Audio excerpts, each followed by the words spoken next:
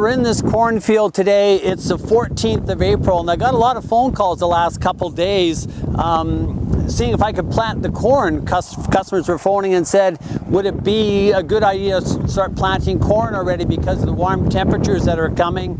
It's supposed to be up to 25 degrees come Saturday, and then Sunday is supposed to maybe even a little bit warmer in the valley. But I had to point out to a few people that we still had frost on Monday and Tuesday. Today is Wednesday. We still had frost and down to 0 degrees at night. Yesterday or last night was a bit warmer again, maybe 7, 8 degrees.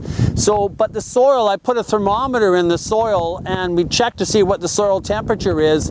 And very interesting. It's got to be above, on the Celsius scale, it's got to be above 50 degrees as a bare minimum. If it goes under that, the corn suffers a lot and it simply won't yield 100% of your genetic potential of the corn seed. So again, we got to look at two things, not only what the temperature is today, but what the calendar is as well too. Normally in the valley, in the Fraser Valley, we really don't want to start planting corn before the 25th of April at the absolute earliest. Because we want, when we put the corn in the ground, if it gets cold, we can't exactly go out there and pick it back up again and unplant it. Once it's in the ground, it's in the ground. So if we get cold weather like last year, a couple of guys got it in around the 20th of April, got cold about a week later. It took 3 weeks for that corn to come out of the ground.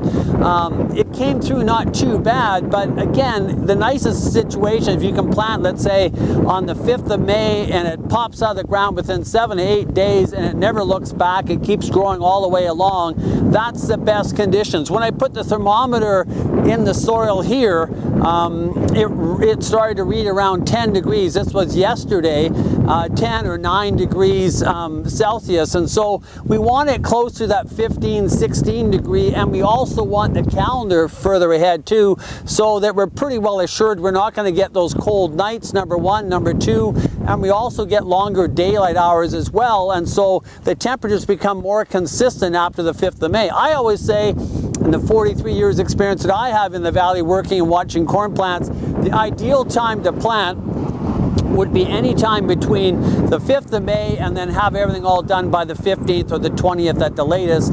Then we're all done, weather permitting, to see how we can work everything through. By that time, the soil's warm enough. So this guy basically drag-lined a bunch of manure on here. He limed it first at 3 tons to the acre. We put quite a bit of lime on here. The pH was a bit lower. We worked that in the ground. As soon as you start working the soil, you start warming it up. So he's did this now twice now, once before he put the manure on to work the lime in, and the second time now after he drag-lined some manure on this field.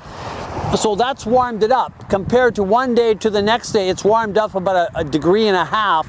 So it's gone from 10 degrees all the way up to about 11 and a half degrees now. So again, we're looking at the calendar as well. We won't probably put this field in the ground until maybe the 28th, 29th of April at the earliest, depending on how the weather goes. The other point I want to make as well too, for everybody that's ordered fertilizer early, let's say in December, we shipped it out in January, February, the price of fertilizer on 4000 has come up about 125 bucks a ton.